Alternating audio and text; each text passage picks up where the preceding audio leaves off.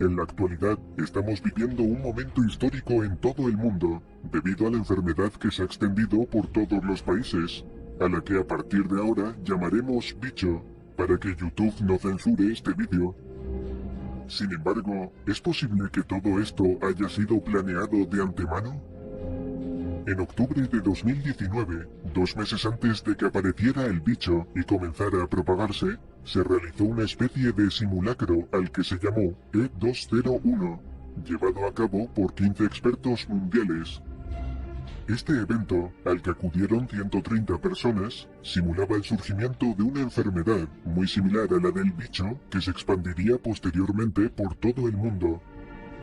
Todo ello fue organizado por el Centro Johns Hopkins para la Seguridad de la Salud, el Foro Económico Mundial y la Fundación Bill y Melinda Gates. En esta simulación, el bicho procedería casualmente de los murciélagos, que se lo transmitirían a los cerdos, y estos a su vez a las personas, para posteriormente volverse tremendamente eficiente al transmitirse de persona a persona, para luego expandirse por todos los países.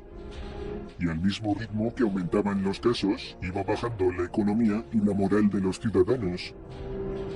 En este evento, se aconsejaba que los países, las organizaciones internacionales y las compañías de transporte globales deberían trabajar juntas para mantener los viajes y el comercio, que son esenciales para la economía mundial, algo que no se ha hecho, y avisaba que podía desencadenar consecuencias económicas y sociales muy negativas a nivel global. También se aconsejaba a los gobiernos y al sector privado controlar la información, algo que estamos viviendo con la censura de YouTube y otras plataformas. En el simulacro, la enfermedad terminó a los 18 meses, cuando empezó a disminuir el número de personas afectadas. ¿No es extraño que unos pocos meses antes de que apareciese el bicho se hiciese este tipo de simulacro? Por otra parte, en el año 2015, en una breve conferencia, Bill Gates ya avisaba que los enfrentamientos entre países serían biológicos, y los gobiernos deberían estar preparados ante esta posibilidad. La tensión que existe entre Estados Unidos y China por hacerse con el puesto de primera potencia mundial no es algo nuevo. La rivalidad empezó hace tiempo, pero se incrementó en marzo de 2018, cuando Donald Trump anunció la intención de sancionar los productos chinos con aranceles por valor de $50.000 millones. Ante esto, el gobierno chino impuso aranceles a más de 138 productos de Estados Unidos. Es así como comenzó el mayor conflicto entre los dos gigantes. Actualmente, las luchas son biológicas y económicas, porque la única forma de acabar con un país es destruyendo su moneda. De ahí que la rivalidad entre estos dos países dé lugar a que haya mutuas acusaciones. El asesor de Seguridad Nacional de Estados Unidos, Robert O'Brien, dijo que la lentitud de la reacción de China le había costado al mundo 2 meses, durante los cuales los demás países se podían haber estado preparando ante lo que estaba por venir. Por otra parte, Zhao Lijian, portavoz del Ministerio de Relaciones Exteriores de China, sugirió que los soldados de Estados Unidos fueron los que llevaron la enfermedad. Ante esta acusación, el jefe de diplomacia estadounidense, Mike Pompeo, culpó a China de sembrar la desinformación y rumores extravagantes. Por otro lado, mientras las economías de los países por donde se expande el bicho comienzan a hundirse, China empieza a mostrar signos de recuperación, que aumentará según disminuyan los nuevos casos. Kristalina Georgieva, directora gerente del Fondo Monetario Internacional, advirtió que el crecimiento de la economía mundial disminuirá a causa del bicho. Según la Oficina Nacional de Estadísticas, la producción industrial de China ha caído este año a niveles nunca antes vistos a causa del cierre de las empresas. Sin embargo, varios medios de comunicación internacionales han difundido la llamada Operación Jaque Mate, la jugada maestra de China. Debido al encierro de la población china y el consiguiente cierre de empresas, la moneda china empezó a bajar. Sin embargo, el Banco Central del Coloso Asiático ni se preocupó de tomar medidas para detener este colapso. Y parece que tenía un motivo.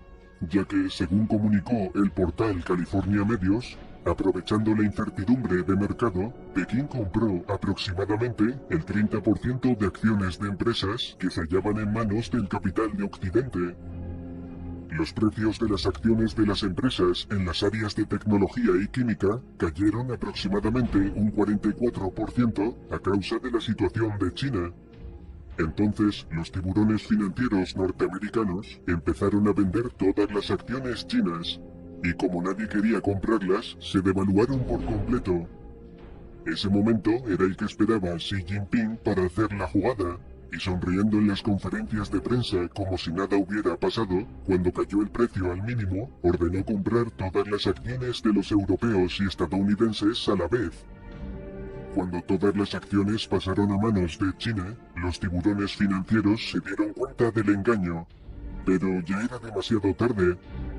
De este modo, China es la propietaria de la industria pesada de la que dependen la Unión Europea y Estados Unidos, y será la que fije el precio a partir de este momento.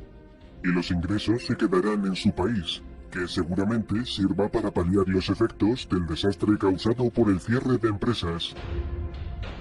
El experto en economía Freddy Añez dijo que nunca había visto un movimiento tan brillante en la historia del mercado de valores a nivel mundial. No sabemos exactamente cómo se originó esta enfermedad, pero es evidente quién se ha beneficiado de ello. El mundo entero se asustó al ver el aislamiento de los ciudadanos chinos y el consecuente cierre de empresas, algo que no pasó con la misma enfermedad ocurrida en 2003, que se propagó por toda América, Europa y Asia, y nadie se enteró.